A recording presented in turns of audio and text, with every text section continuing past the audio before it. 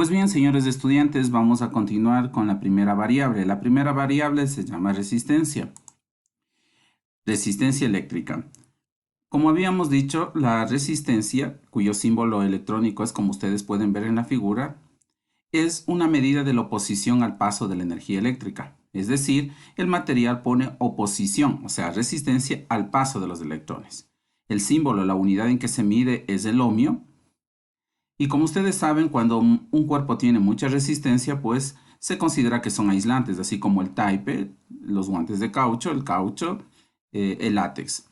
En cambio, los materiales que tienen poca resistencia son considerados conductores. En general, todos los metales son buenos conductores de la electricidad, como el latón, el bronce, el acero, el hierro, el cobre, metales galvanizados. Es por esta razón que muchos de los cables que utilizamos en nuestra vida, en nuestras instalaciones, son hechos en base a esos metales, en especial cobre y aluminio.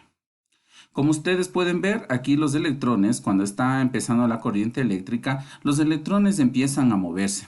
Y cuando hay muchas impurezas, estos electrones golpean con esas impurezas. Eso viene a ser una especie de resistencia al paso de la energía eléctrica. Aquí tenemos una resistencia que existe propiamente en los aparatos electrónicos. Si nosotros quisiéramos prender este foco LED, que es a 3 voltios, mediante la energía que entrega una USB con 5 voltios, simplemente lo quemaríamos. Entonces, ¿qué deberíamos hacer nosotros para poder prender este foco de 3 voltios? Deberíamos poner una resistencia. Esta resistencia va a consumir 2 voltios y pasará los 3 al foco para que se prenda. Básicamente, una resistencia lo que hace es convertir la energía en calor. En los aparatos electrónicos ustedes han visto estas piecitas de colores. Esas son llamadas resistencias. Seguimos y ahora tenemos que hablar de la corriente. La corriente prácticamente se manifiesta cuando tenemos un circuito eléctrico. En este caso nosotros tenemos aquí un circuito eléctrico. Tenemos dos lámparas que se van a encender, tenemos el interruptor que va a abrir o sellar el paso de la energía eléctrica y tenemos aquí una batería o la fuente que va a dotar de electricidad a este circuito para que se enciendan estos focos. Como podemos ver, la corriente eléctrica sale de un extremo. ¿Nosotros a qué consideramos corriente? Nosotros consideramos corriente a la cantidad de carga que cruza un cable. Ejemplo, miren, aquí tenemos estos electrones y van a cruzar, yo digo en este punto, la carga 1, 2, 3, 4. En este caso han pasado 4 cargas por este punto. Y si esas 4 han pasado en un segundo, pues la corriente sería 4 coulombios por cada segundo. Aquí lo mismo, tenemos las cargas fluyendo. Entonces la corriente, en este caso, ¿qué ha sido la corriente? La corriente no es nada más que la cantidad de cargas que atraviesa la sección de un cable en un segundo. Es decir, que las unidades en que se mide la corriente es coulombios sobre segundo. A esto nosotros llamamos amperio. Por lo tanto, un amperio ha sido igual a un coulombio que atraviesa un punto determinado del conductor por cada segundo.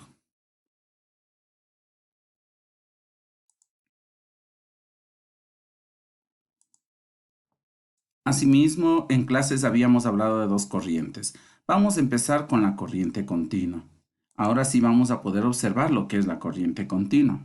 La corriente continua básicamente es cuando la corriente, el flujo de electrones, se mueve en un solo sentido. Ustedes pueden ver en esta animación cómo los electrones se mueven en un solo sentido. Aquí está la batería que va a prender a este foco y los electrones están moviéndose en un solo sentido, en la misma dirección todo el tiempo. Corriente alterna. En cambio, la corriente alterna hace que los electrones no vayan en un solo sentido. Ellos avanzan y retroceden, o van a la izquierda y a la derecha. Vamos a ver una animación de esta corriente. Ustedes pueden ver aquí que la corriente alterna la obtenemos de los tomacorrientes y miren, los electrones van, vienen, izquierda o derecha. Esto se llama corriente alterna y esto obtenemos de los tomas corrientes de nuestra casa. Con esto queda muy claro lo que es la corriente continua y la corriente alterna. Bien, ahora vamos con la tercera característica, que es el voltaje. Y el voltaje, ustedes han visto que una pila viene marcado ahí 1.5 voltios, las baterías de carro vienen marcadas 12 voltios, el voltaje que está en los tomacorrientes de nuestras casas dice 120 voltios. Aquí tenemos una batería de carro y nos va a dar 12 voltios. Aquí vamos a ir aumentando el voltaje. ¿Y qué es el voltaje? Pues el voltaje viene a ser la energía con que salen estos electrones de la batería. Llevan 12 joules de energía por cada coulomb y esos 12 joules al llegar a la resistencia o a la lámpara lo van dejando. Tal vez aquí vayan dejando unos 2 joules y acá vienen a dejar el resto de joules. Mira, aquí tenemos una resistencia. Los electrones, para poder atravesar esta resistencia que habíamos dicho que se opone al paso de la energía eléctrica, tienen que venir con una energía suficiente, porque si no tuvieran energía no pasarían toda la resistencia. Entonces, los electrones deben tener energía suficiente para poder atravesar o vencer la resistencia de los cables o de las resistencias en sí. Observamos cómo los electrones van y tienen energía suficiente para atravesar.